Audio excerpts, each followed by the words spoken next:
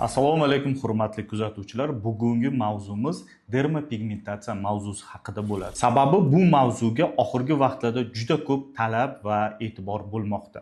Lekin har bir narsani yaxshi tomoni bo'lgani kabi yomon tomonini ham aytish lozim hisoblanadi. Demak, dermopigmentatsiya muolajasi o'zi kimlarga qilinadi? Dermopigmentatsiya muolajasi ko'p yillar davomida vitiligo kasalligi, ya'ni oq dog' kasalligiga kurashib, hamma malhamlarni qilib davolangan, lekin natija ololmagan bemorlarga tavsiya qilsak bo'ladi. Albatta 18 yoshdan katta bo'lgan insonlarga tavsiya qilsak bo'ladi. Yana eng asosiysi bu yerda qo'shimcha kasalligi yo'q bo'lgan insonlarga tavsiya qilsak bo'ladi. Sababi agar inson organizmida surunkali yallig'lanishlar, qon kasalligi yoki yuqumli kasalliklar bo'lsa, bu narsa buni kuchayishiga yoki ta'sir qilmasligiga yoki noto'g'ri effekt berishiga olib kelinishi mumkin.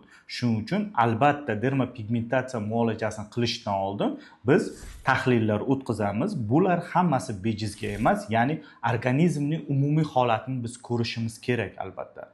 Keyin yana bitta narsaki, dermopigmentatsiya muolajasi hech qachon bitta muolajani o'zida 100% lik natija olib bo'lmaydi. Shu sababli 2-3 marta, ba'zan 4-5 martagacha ham muolaja qilishimiz mumkin.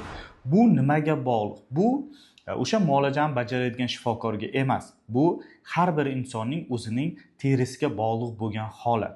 Ya'ni bir muolajada 100% lik natija qilinadi, lekin organizm, teri qancha rangni qabul qiladi, qilmaydi, bu organizmni o'ziga bog'liq bo'lgan jarayon. Shu sababli agar sizga bitta muolajani o'zida 100% lik natija va'da qilishayotgan bo'lsa, albatta bunga ishonmang. Yana dermopigmentatsiya muolajasini o'ziga yarasha tartib-qoidalari bor. Bularni ham albatta bilib va ularga rioya qilgan insonlarda yaxshi natijalar olmoqdamiz.